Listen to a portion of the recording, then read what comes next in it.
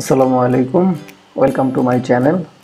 আমরা যারা এতদিন আমার টিউটোরিয়ালগুলি ফলো করেছেন তারা এতদিন আসলে অনেক কিছু শিখেছেন। তো আজকে আমরা শিখবো আমার এই টিউটোরিয়ালে কিভাবে আমরা ইন্সপিরেশন থেকে একটি টি শার্ট ডিজাইন করতে পারি, তা অবশ্যই কপিরাইট ইস্যু অ্যাভয়েড করে। তো আজকের ডিজাইন আমি বেসিক্যালি করছি, এটা হচ্ছে একটা কি বয়েজ টি শার্ট। তো যে কোনো ধরনের টি শার্ট করতে গেলে আমরা সেম প্রসেস কাজ করব, মেনটেন করে কাজ করব। তো এই ইন্সপিরেশনের জন্য এই আজকে গ্রাফিকটি করার জন্য আমি একটি ইন্সপিরেশন নিয়েছি। আমার লেফট সাইডে লেখা আছে থিম হচ্ছে পিৎজা, এটা হচ্ছে আমার ইন্সপিরেশন। তো এই ইন্সপিরেশনটি ফলো করে আমি আমার আজকে কাজ করব, যদিও আমি আমার ইন্সপিরেশন থেকে অনেক এলিমেন্টস এখানে নিয়েছি। তো রাইট সাইডে আমি যে ফটোশপের একটি ফাইল ওপেন করেছি সেটা হচ্ছে আমার র ফাইল, আর ইন্টারনেট থেকে পিন্টারেস্ট থেকে আমি একটি নেট সার্ফিং করে একটি ছবি নামিয়ে নিয়েছি, যেখান থেকে আমি আরও কিছু এলিমেন্টস নিব। জাস্ট আমাদের মাথায় রাখতে হবে আমাদের ইন্সপিরেশনের সাথে কোনো মতেই যাতে আমাদের গ্রাফিক না মিলে, জাস্ট দেখলে যাতে বোঝা যায় না এইটার ইন্সপিরেশনে করা, বাট যাতে কপি বলতে না পারে কেউ, সেই জন্য আমাদের ওইভাবেই চিন্তা করে কাজ করতে হবে।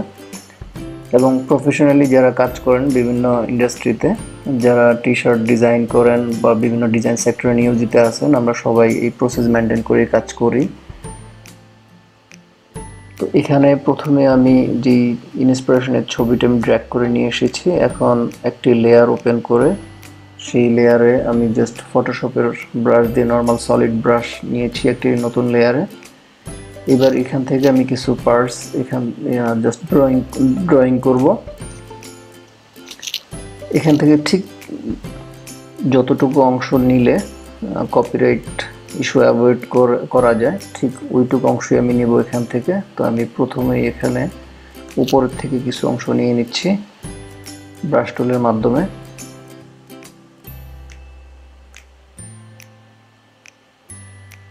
তো এই ক্ষেত্রে আমি জাস্ট ব্রাশ কখনো একটু ছোট বড় ব্রাশের সাইজ করে ইউজ করেছি। আর এখন আমি জাস্ট কোনো কালার সিলেকশনে যাচ্ছি না, জাস্ট নর্মালি আমি ব্ল্যাক কালার দিয়ে আমি ব্রাশ টানছি, ড্রয়িং করছি। আর আমি আমার রাইট সাইডে যে ছবিটি আছে আমি চেষ্টা করছি যে এই ইন্সপিরেশনের সাথে ম্যাচ করে আমি টোটাল গ্রাফিকটি করবো একটি ফানি টাইপের, জাস্ট জিমন্যাস্টিক টাইপের একটি ফানি গ্রাফিক হবে পিৎজা দিয়ে। তো এই জন্য আমি জাস্ট পিৎজার হাতে বারবেল ধরিয়ে দিয়েছি আমি আমার ড্রয়িংয়ের মাধ্যমে, জাস্ট এটা একটা ফানি হবে। আর আরেকটা জিনিস মনে রাখার বিষয় যে আমরা যখন বাচ্চাদের জন্য যদি কখনো ডিজাইন করি, বাচ্চাদের আসলে চাহিদাটুক হচ্ছে তারা একটু কালারফুল পছন্দ করে এবং একটি ফানি টাইপের ক্যারেক্টার পছন্দ করে। তো সেই ক্ষেত্রে আমাদের তাদের চয়েসটার দিকে প্রাধান্য দিতে হবে। কিডসের কোনো ডিজাইন করলে আমরা অবশ্যই তাদের তো খুব কালারফুল হয় এবং তা যেন খুব ফানি টাইপের হয়, আমরা সেদিকে লক্ষ্য রাখব। তো আমি এটাকে একটু ফানি টাইপের করার চেষ্টা করতেছি। আর এটা ডিপেন্ড করবে আপনার ক্লায়েন্ট বা কাস্টমারের উপরে, আপনার বায়ার বা কাস্টমার যেই টাইপের চাচ্ছে সেটার উপরে ডিপেন্ড করবে। আর এখানে যে বারবেল ইউজ করা হয়েছে, বারবেলের যে বার আছে, ওয়েটের যে ওয়েট বারটা এখন আমি একটি নতুন লেয়ার নিয়ে এখান থেকে জাস্ট কপি করছি। তো এখান থেকে বার যে কোনো একটি কপি করলেই আরেকটি অংশতে ইউজ করা যাবে।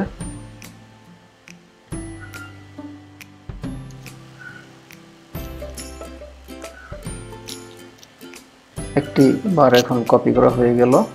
জাস্ট এটাকে এখন আমি প্লেস করব ঠিক রাইট সাইডে এবং পর্যায়ক্রমে এটাকে ছোট বড় করে দেখব আসলে কোন জায়গায় এটা ম্যাচ করে।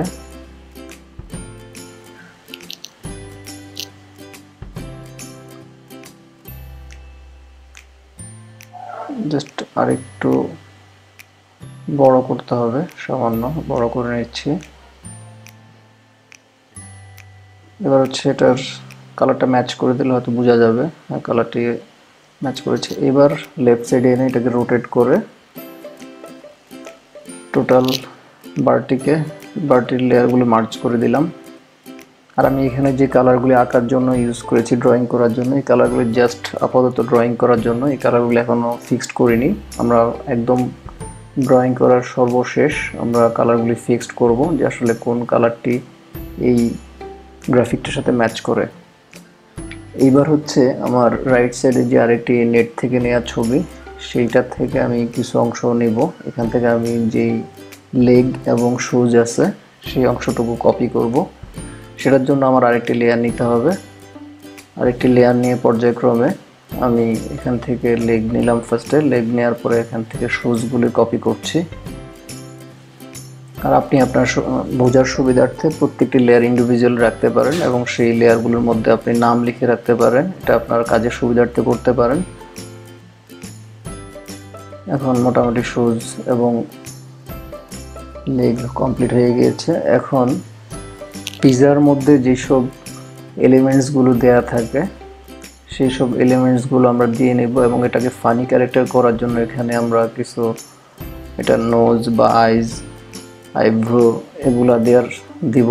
দিলে হয়তো একটা ফানি ক্যারেক্টার আসবে, ফানি লুক আসবে।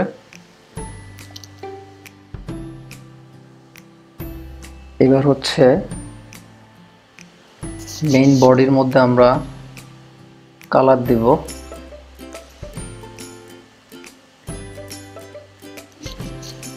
কালার দেওয়ার জন্য নর্মাল আপনি ব্রাশ টুল দিয়েও করতে পারেন অথবা পেন টুল দিয়েও করতে পারেন। আরেকটা জিনিস, আমি আমার এই টোটাল গ্রাফিকটি আজকে করছি আমি basically Wacom digital sketch pad use করি। দ্যাটস আমার জন্য হয়তো কাজ করতে অনেক ইজি হচ্ছে। তো যারা হয়তো ওয়াকম ইউজ করেন না তারা ইলাস্ট্রেটরের মাধ্যমে পাথ করেও করতে পারেন।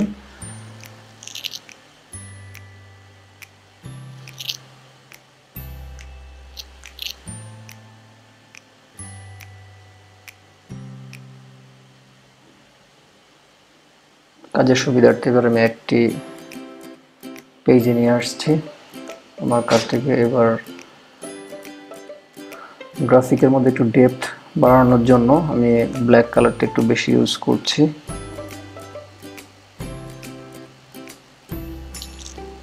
এবার হচ্ছে শুজগুলি কালার করে দিলাম রেড কালার দিয়ে। এবার সবচেয়ে ইম্পর্টেন্ট, যে কোনো গ্রাফিকের সাথে আমরা অনেক সময় থিম রিলেটেড কিছু টেক্সট ইউজ করি। সেই টেক্সট নেওয়ার ক্ষেত্রে অনেক সময় কপিরাইট ইস্যু থাকে, যেটা আমি আমার আগের ভিডিওতে দেখেছি। যারা দেখেননি তাদের জন্য আমি ডেসক্রিপশন বক্সে লিঙ্ক দিয়ে দিব যে টেক্সট বা ফন্টের ক্ষেত্রেও কপিরাইট ইস্যু থাকে। তো আমি এই টেক্সটটি থেকে পিজা লেখাটা কপি করব। আমি আমার মতো করে ব্রাশ টোন দিয়ে লেখাটাকে কপি করে নিচ্ছি। নিজের মতো করে ব্রাশ টোন দিয়ে করে নিলে হয়তো কপিরাইট ইস্যু থাকবে না, সেই ক্ষেত্রে আমি করে নিচ্ছি। এবং নিচের যে টেক্সট আছে যেটা থিন লাইনের, সেটাকে আমি জাস্ট পিজা মাই এনার্জি। তো আমাদের যেহেতু থিমটা হচ্ছে একটু জিমনাস্টিক টাইপের, দ্যাটস ওয়াই এখানে জাস্ট এনার্জি শব্দটাও এখানে দিলে মনে হয় ভালো লাগবে। That's why pizza my energy. হয়তো গ্রাফিকের সাথে এই টেক্সট ম্যাচ করতেছে, দ্যাটস ওয়াই আমি এটা দিচ্ছি। এইবার হচ্ছে কম্পোজিশনের পালা। টেক্সটটিকে আমি বিভিন্নভাবে কম্পোজিশন করে ছোট বড় ডিস্টোর্ট বিভিন্নভাবে করে দেখছি যে আসলে কোন জায়গায় কীভাবে রাখলে ভালো লাগে।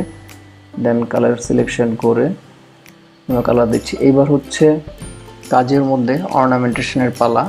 আপনি কাজের মধ্যে যত ডিটেল ইউজ করবেন আপনার কাজ দেখতে তত ভালো লাগবে। পিজার মধ্যে যেসব এলিমেন্টসগুলো দেয়া থাকে বিভিন্ন ধরনের, সেই এলিমেন্টসগুলো আমি গ্র্যাজুয়ালি আঁকছি এবং সেই আঁকাটাও যাতে এখানে একটা ফেসের মতো লাগে, জাস্ট একটা ক্যারেক্টার লাগে, সেটার দিকেও দৃষ্টি রাখছি। এবং কিছু কিছু জায়গায় একটু শেডের মাধ্যমে একটি ফেস বা একটা হিউম্যান ফিগারের মতো করার চেষ্টা করতেছি যাতে একটি ফানি ক্যারেক্টার মনে হয়। তো অলমোস্ট আমি আমার গ্রাফিকটা শেষ করে ফেলেছি। তো এখন ইন্সপিরেশনের সাথে আমরা যদি ম্যাচ করে দেখি অনেকটি আমার চেঞ্জ হয়ে গিয়েছে। আশা করি এখানে কোনো কপিরাইট ইস্যু থাকবে না, কারণ এখানে সম্পূর্ণ জিনিসটাই আমি বিভিন্ন জায়গা থেকে এলিমেন্টস নিয়ে কাজ করেছি। তো এইবার হচ্ছে আমাদের গ্রাফিকটি প্রেজেন্টেশনের পালা।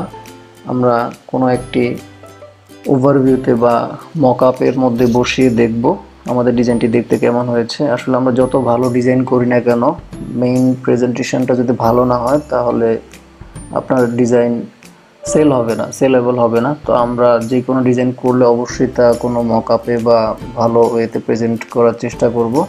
তো সেই জন্য আমি আমার বয়েজের একটি টি শার্টের টেমপ্লেট বা মকআপের উপরে আমি আমার গ্রাফিকটি বসিয়ে দেখছি যে আসলে কীরকম লাগে। তো এইভাবেই আমরা আসলে কপিরাইট ইস্যু মেনটেন করে ইন্সপিরেশন ফলো করে একটা ডিজাইন করতে পারি। আপনারা দেখলেন, আশা করি আপনারা এই ভিডিওর মাধ্যমে অনেক উপকৃত হয়েছেন। ইনশাআল্লাহ আমি আমার আরও নতুন নতুন টিউটোরিয়াল নিয়ে আপনাদের সামনে হাজির হব। সেই পর্যন্ত সবাই ভালো থাকবেন। আসসালামু আলাইকুম।